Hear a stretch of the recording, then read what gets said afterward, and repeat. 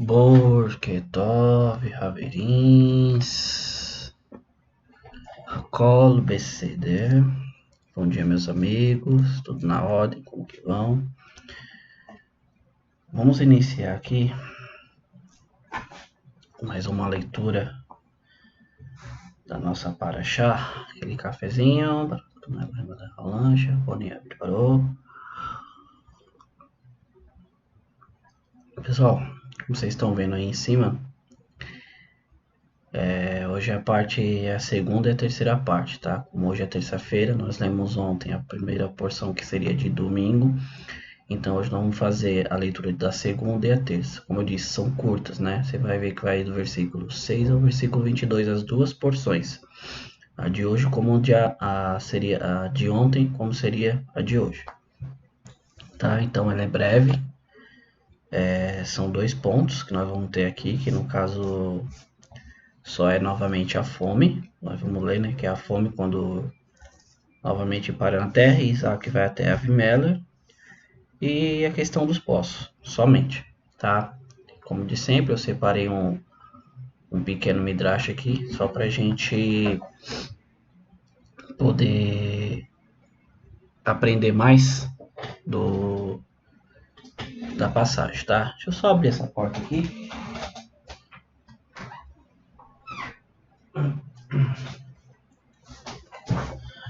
Desculpa. Além de estar muito abafado, o gato resolveu sair do quarto, né? Esse gato, ele é estranho. Eu falo pra ele. E eu nunca vi um gato tão pegado com pessoas como ele. Ele não quer sair de perto. Deixa eu terminar o café. Vamos começar aqui, que eu tenho um compromisso agora na parte da manhã também.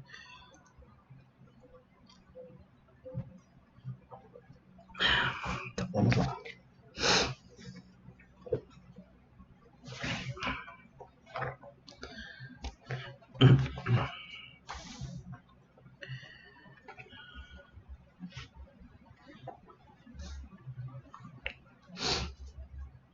Só recapitulando, né, pessoal? A gente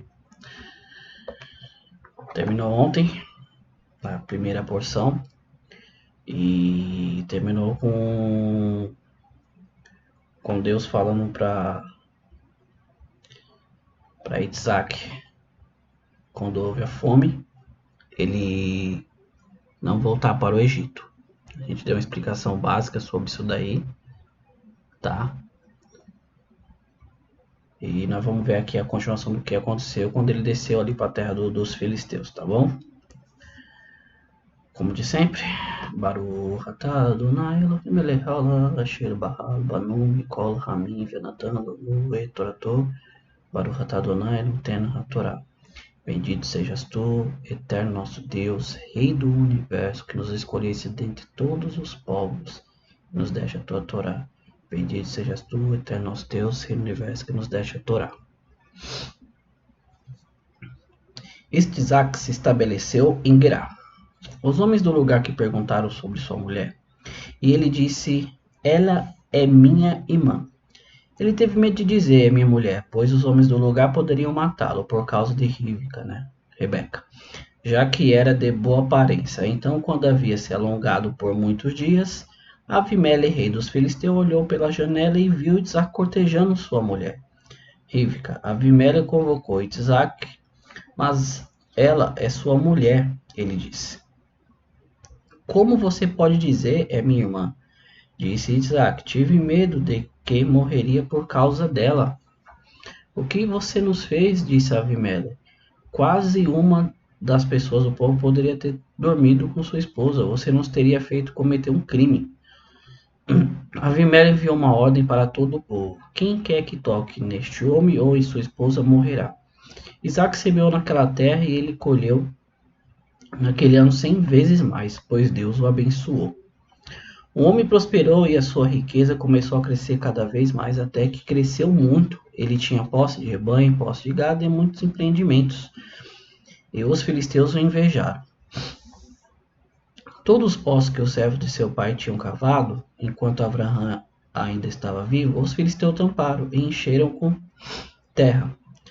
Avimelec disse a Isaac: vai embora de nós, você tornou muito mais poderoso que nós. Isaac saiu de lá, acampou no vale de Guerá e se assentou ali. Isaac voltou e cavou os poços que tinham sido cavados no dia do seu pai Abraão, que tinham sido tapados pelos filisteus após a morte de Abraão. Ele lhes deu nome, e mesmo nome que seu pai havia dado. Os servos de Isaac cavaram um vale e encontraram um poço com água fresca. Os pastores de Guerá disputaram com os pastores de Isaac, reclamando que a água era deles. Ele chamou o poço de Seque, porque eles tinham discutido com ele. Eles cavaram outro poço e ele também foi disputado, e chamou-o de Sitna, e afastou-se dali e cavou outro poço. Dessa vez não houve disputa, e o chamou de Reverot. Agora Deus fez espaços para nós. Ele disse: não podemos ser frutíferos nessa terra. Desculpa pessoal, nós podemos ser frutíferos nessa terra. Baruch atah Adonai Eloheinu melech haolam shenatan lanu Torah emet vechayil lanu betorrenu Baruch atah Adonai notenu Torah. Bendito sejas tu, eterno nosso Deus, Rei do universo, que nos deste a lei da verdade, plantaste a vida eterna no nosso meio. Bendito sejas tu, eterno nosso Deus, Rei do universo, que nos deste a tua Torá. Pessoal, esse vídeo aqui vai ser bem curto, como vocês viram. É bem curtinho mesmo essas duas porções, tá? De segunda e de hoje. Eu só separei um trechinho aqui do Midrash na questão dos poços para a gente dar uma vislumbrada sobre uma questão aqui em relação ao Beit HaMikdash, tá? Ao templo sagrado. Então nós lemos aqui no começo que Isaac ele se estabeleceu no versículo 6 em Guerá. E os homens do lugar lhe perguntaram sobre a sua mulher. Ele disse: ela é minha irmã. Por quê? Nós havíamos visto que o seu pai, Abraão, havia passado pela mesma situação. Tá? Ele também teve essa situação quando ele desceu tanto para o Egito como quando desceu para os filisteus. E novamente nós podemos ver assim, aqui que a pergunta do povo primeiro não era sobre a questão se eles precisavam de algo ou o que eles estavam fazendo por ali. Eles já botaram o olho na mulher novamente do viajante, que no caso agora seria Isaac, né? Colocaram os olhos em Rebeca. Então, por essas atitudes, né, Isaac já viu que eles não eram um povo de boa índole, novamente. Tá? Então ele disse que era irmã, porque falaram: vão me matar e vão pegar ela por mulher. Pois os homens do lugar poderiam matá-lo por causa de Rebeca, já que era de boa aparência. Então, quando havia se alongado por muitos dias, Avimelec, rei dos filisteus, olhou pela janela e viu Isaac cortejando a sua mulher. Então se passaram muitos dias, né? Para o Hashem ninguém tocou em Rebeca. Então se passaram muitos os dias ali, e o que aconteceu é que o rei Avimelec, que não era o mesmo rei anterior ao do Avraham, é o gato aqui, o mesmo de Avraham, porque Avimelec é um título, assim como presidente no nosso país, tá? Então ele já havia ouvido a história. O Midrash conta aqui que ele já havia ouvido essa história do rei anterior sobre a história de Abraão, né? E já ficou esperto novamente, né? E o que aconteceu? Ele viu que Isaac ele cortejava a sua esposa, tá? Aqui no hebraico, como é de praxe, não tem como eu não falar, né? Porque eu já disse para vocês. Que ele traduziu aqui por cortejar, na verdade, diz que ele viu que ele estava tendo intimidade com ela, tá? Vou usar o termo assim. Ele estava tendo intimidade. Então ele falou para Isaac: como você pode dizer, minha irmã? Disse Isaac: tive medo que morreria por causa dela. E o que você nos fez? Disse Avimelec: quase uma das pessoas do povo poderia ter dormido com sua esposa. Você nos teria feito cometer um crime. Avimelec enviou uma ordem para todo o povo: quem quer que toque neste homem e sua esposa morrerá. Mais uma vez aqui, né? Avimelec pega e faz um decreto. E nesse decreto ele fala para ninguém tocar em ambos os dois.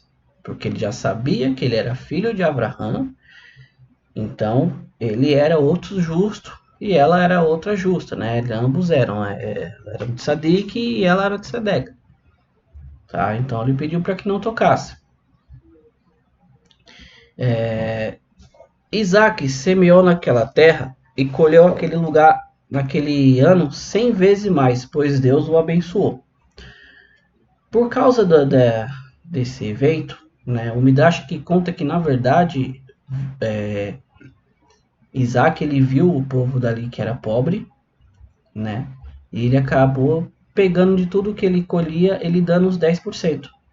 E Deus fala que o Midrash fala que Deus acabou abençoando por causa disso, né? Isaac semeou naquela terra e ele colheu naquele ano 100 vezes mais, pois Deus o abençoou. Por isso Deus o havia abençoado, por causa da questão do tzedakah. Você fazer justiça, né? Caridade. O homem prosperou e sua riqueza começou a crescer cada vez mais, até que cresceu muito. Ele tinha posse de rebanhos e posse de gados, e muitos empreendimentos, tá? Em hebraico é Vavudá Rabá, né? Que seriam várias atividades, na verdade. São várias atividades, são várias, ou seja, ele, vamos dizer assim, que ele foi um dos primeiros empreendedores, né? E os filisteus o invejaram. Todos os poços que os servos de seu pai tinham cavado enquanto Abraão ainda estava vivo, os filisteus tamparam e os encheram com terra. Eu poderia voltar aqui um pouquinho, pessoal, e falar para vocês o seguinte, né? Há um questionamento em cima em relação ao povo judeu, que fala que todo judeu ele é rico. Isso é mentira, tá, pessoal?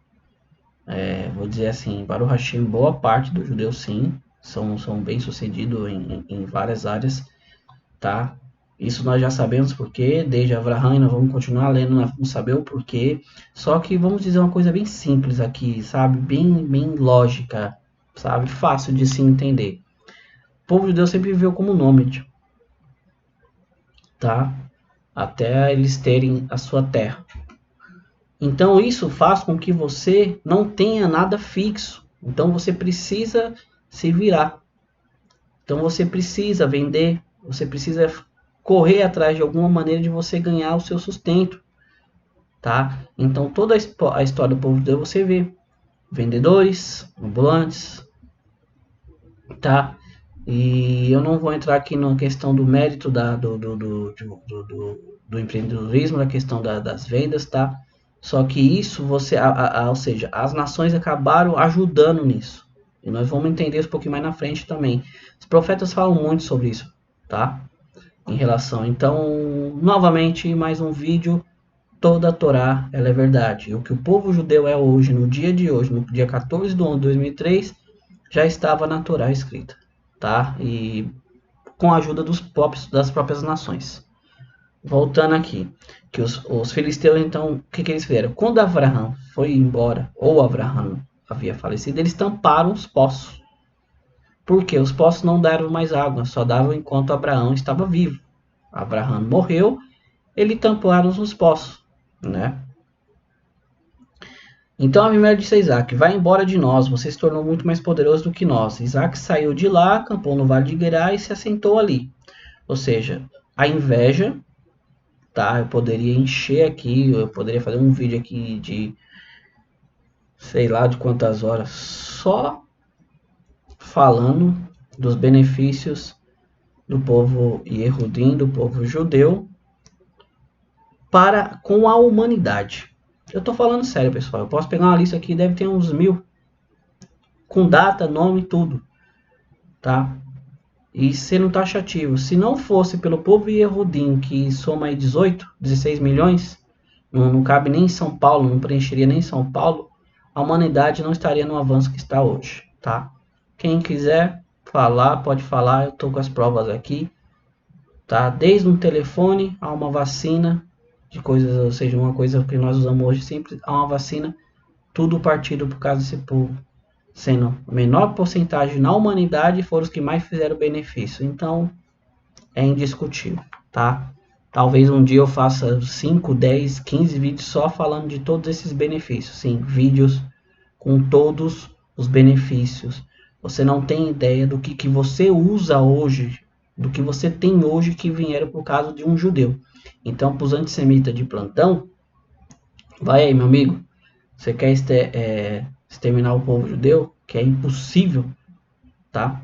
É extremamente impossível, a história já mostrou isso. Fique sabendo, meu amigo, muitas das coisas que você tem hoje você não teria, tá? Voltando aqui, dentro da Paraxá. Tudo tem a ver com o nosso dia a dia. Isaac saiu de lá, acampou no vale de Gerar e se assentou ali. Isaac voltou e recavou os poços que tinham sido cavados no dia do seu pai Abraão, que tinham sido estampados pelos filisteus após a morte de Abraão. Eles lhe deu os nomes, os mesmos nomes que seu pai havia dado. Os servos de Isaac cavaram um vale e encontraram um poço com água fresca. Os pastores de Gerar disputaram com os pastores de Isaac, reclamando que a água era deles. Ele chamou o poço de Esek, porque eles tinham discutido com ele. Eu depois vou entrar na raiz da palavra do hebraico aqui, por causa do Midrash, que o Midrash vai dar mais profundo essa questão, tá? E depois então a gente vai saber o que significa Esek e os demais outros nomes. E eles cavaram outro poço e ele também foi disputado, e chamou de Sitná. Desculpa. Ele afastou-se dali e cavou outro poço, e dessa vez não houve disputa, e o chamou de Revote. Agora Deus fez espaço para nós. E ele disse, nós podemos ser frutíferos nessa terra. E aqui termina a porção que seria justamente de hoje, de terça-feira. Então vamos ser rápido aqui, Raverins, vamos terminar. Nós vemos aqui o que acontece no dia de hoje, como eu acabei de dizer, inveja. Inveja da prosperidade dos outros. E essa inveja, ela parte muitas das vezes porque a pessoa ela acaba sendo íntegra, justa, moralmente ética, e ela acaba prosperando. E as pessoas muitas vezes vê isso e não aceita. Né? Eu não sei qual que é o problema de hoje. Eu, sinceramente, eu tento entender, mas eu não sei qual o que incomoda uma pessoa tentar ser justa, moralmente ética, independente da área que ela esteja. Eu não sei qual é o problema. Se as pessoas gostam de se vender, eu não consigo entender. Eu juro pra vocês, meus amigos, tá? É aquela coisa, não tem nada melhor do que você deitar a sua cabeça no travesseiro e você ter uma boa noite de sono, sem, sabe, ficar te acusando. Ah, você fez aquilo, você fez isso. Eu não sei. Só para ter o mérito de ouvir de alguém, sei lá, de um patrão, de um amigo. Eu não consigo entender, mas esse aqui não é o assunto. Vamos voltar para Paraxá. Então, o que acontece? Houve aqui que Isaac ele voltou a cavar os poços a qual seu pai Abraão havia cavado quando ele desceu lá, primeira vez, os filisteus ali nos campos de Avimele. Só que Avimele mandou Isaac sair, porque ele tinha crescido grandemente. Né? E o que acontece aqui? Aqui tem um assunto interessante. Por que, eu falei anterior, por que os servos de Avimele tamparam os poços de Abraão? Porque conforme ele havia falecido, a água parou de jorrar nos poços. Quando Isaac voltou os poços a descavar, ele viu que novamente tinha água. Então o que acontecia? Os servos de Avimele iam até lá e falavam, não, esse poço é nosso. Só que milagrosamente, quando Isaac saiu, você vê que Isaac não era uma pessoa de briga, né? Ele era muito diferente de Abraão, ele era muito calmo. E o que acontecia? O poço novamente secava quando eles tomavam posse. Aí Isaac ia lá, destampava um outro, a água jorrava, eles voltavam, não, esse aqui é nosso. E novamente, quando Isaac saía, o poço secava. Tá? Então aqui nós já vemos a divina providência de Deus em cima dessa questão. Tá? E nós vemos que o último poço ele cavou, não houve briga, porque os filisteus entenderam que o motivo era a bênção em Isaac. Que não adiantava, eles poderiam cavar os poços, pegar os poços que eram do justo, mas aquela água só fluía para um tzadik, para um justo. Não é diferente nos dias de hoje. Tá? Então nós encerramos aqui, tá? Essa paraxá. Eu só vou ler um pequeno comentário do Midrash, que novamente eu separei aqui para nós, para a gente entender um assunto escondido em relação aos três poços. tá bom? Vamos lá. O que simboliza aqueles 3 poços, amigos? O Midrash ele diz que tudo que aconteceu aos nossos antepassados, Abraão, Isaac e Jacó, foi um sinal de algo similar que aconteceria mais tarde a seus filhos, o povo judeu. Isso a gente vai ver muito ainda. Cada poço que Isaac cavava simbolizava um templo, né? O Beit HaMikdash, o templo sagrado. Pois assim como a água de um poço dá vida, a Shekinah divina, tá? Não existe Shekinah, pessoal. É Shekinah. Quando você ouvir falar Shekinah, é muitas das vezes usado para não mencionar o nome de Deus, tá? Então é Shekinah, com som de 2 R. Ou seja, a Shekinah é a divindade no templo sagrado de Deus, no Beit HaMikdash, que dá vida ao mundo, tá? Então, o primeiro poço, como a gente falou, ele chamou de Esek, que representa o primeiro Beit HaMikdash foi construído na verdade, por Salomão, filho de Davi, que as nações tacaram e finalmente destruíram, né? O segundo poço, o Sitná, simboliza o segundo templo, que já foi construído por Esdras e Neemias, né, e durou até o tempo ali do Império Romano, quando os próprios romanos destruíram, que durante a época do segundo Beit HaMikdash, as nações que não eram judeus tinham ódio dos judeus, e esse sentimento levou a destruir o templo sagrado, que foi justamente o que os romanos fizeram, por causa dos judeus e as suas constantes revoltas em relação ao domínio do Império Romano. Em inveja, o povo judeu prosperava, eles foram lá e destruíram o templo. Já o terceiro, preste atenção, não houve disputa, né? Que é o terceiro poço que seria chamado de Rehovot, né? Rehovot, na verdade, que simboliza o terceiro templo. Quando Deus vai nos enviar o Mashiach, haverá paz no mundo, então ele construirá o terceiro Beit HaMikdash, ou seja, não vai haver disputa. As nações, o mundo vão entender, tá? Depois de todo o processo, que Deus é com o povo judeu. Então é inevitável, como eu disse, toda vez que nós formos ler uma paraxá, isso vai ficar explícito. Não adianta a gente querer estudar de uma outra maneira, querer inventar a história ali dentro da Torá. Primeiro que a Torá não é um livro nosso, não pertence a nós, pertence à história de um povo judeu. Então a interpretação é deles. Ninguém gostaria de ter uma carta tomada que você escreveu com tanto carinho para alguém e viesse uma outra pessoa e mudasse aquilo. Ninguém gostaria. Então não tente interpretar a Torá ou a Bíblia como se ela fosse sua, querendo explicar algo que não é seu. Tá? Eu acho que isso não é difícil de entender. Né? Eu acho que é até simples. Ninguém gostaria de ter algo seu tomado por outra pessoa acabasse falando em cima daquilo, coisas que não vêm do sentimento dela, mas que vieram de sentimento seu, muitas vezes de lágrimas suas.